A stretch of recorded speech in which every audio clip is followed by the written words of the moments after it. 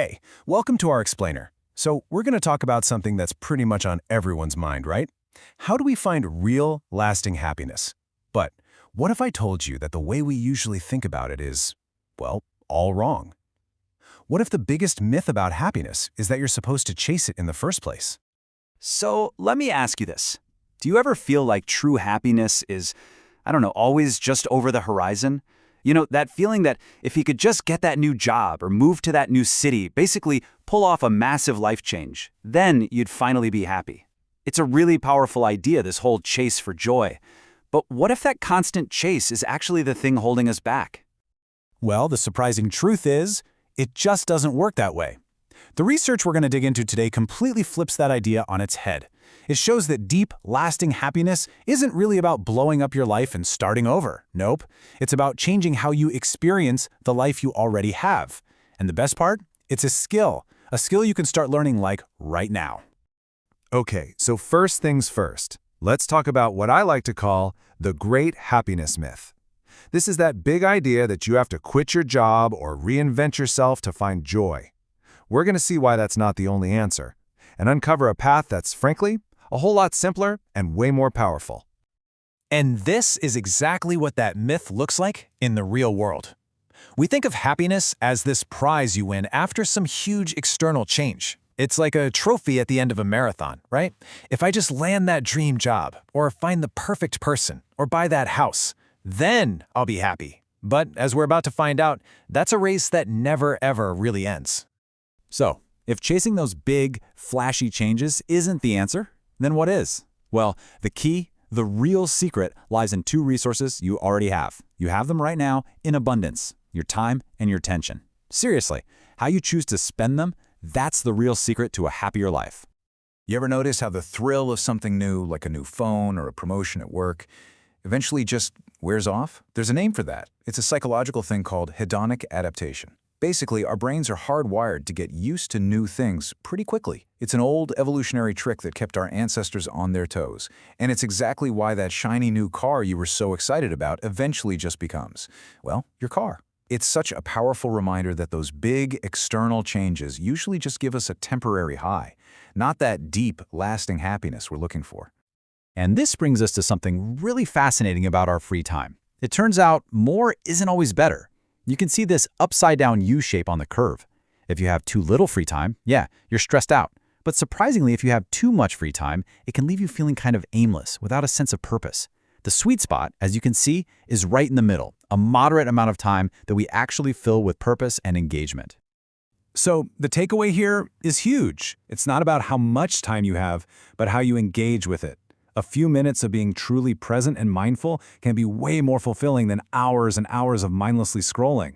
It's all about quality over quantity. That's the real key. All right, so we've covered the why. Enough theory for now. Let's get really practical. How do we actually start doing this? How do we cultivate this everyday kind of happiness? I'm about to walk you through a simple toolkit, a set of skills you can literally start using the second this is over. Okay, it really boils down to 3 super simple habits. First up is awareness. This is just about noticing and savoring the small, meaningful moments. You know, like that first sip of coffee in the morning, really tasting it. Second, gratitude. This is about shifting your focus from what you feel like you're lacking to what you actually have. And third, connection. Making it a priority to have those small but meaningful interactions. See, these aren't huge, life-altering gestures.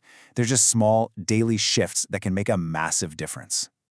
But hey, the toolkit doesn't stop there. There are so many other things you can do. You can get into mindful observation, just tuning into your senses. You can make a point to express gratitude to people. You can embrace those small, everyday pleasures. You can even shake things up by adding a little novelty to your boring old routines. Even some light physical activity counts. The possibilities are pretty much endless, and they're all right there for you. You know, there's this quote that just perfectly sums up everything we've been talking about. Happiness is not a product of changing your circumstances, but a product of changing your perspective and approach. It's not a destination you arrive at, it's the way you travel. It's all about your perspective. Okay, but let's be real for a second. Life isn't always easy, right? It's not all sunshine and rainbows. So how in the world do you find happiness when things get genuinely tough? It's not about pretending everything's okay when it's not. It's about building up the resilience to actually navigate those storms. So look, when you're faced with a challenge, you basically have two mindsets you can choose from. You can go with resistance, fighting reality, which just drains your energy and piles on the stress. Or you can practice resilience. That means accepting what is and then focusing on your response, on what you can actually control. It might seem like a small shift, but trust me, it is an absolute game changer. Because here's the thing about resilience. It's not just about bouncing back from the tough stuff. It's about bouncing forward. It's about finding the strength to not just survive challenges, but to actually grow through them. It's about learning how to turn those obstacles into opportunities.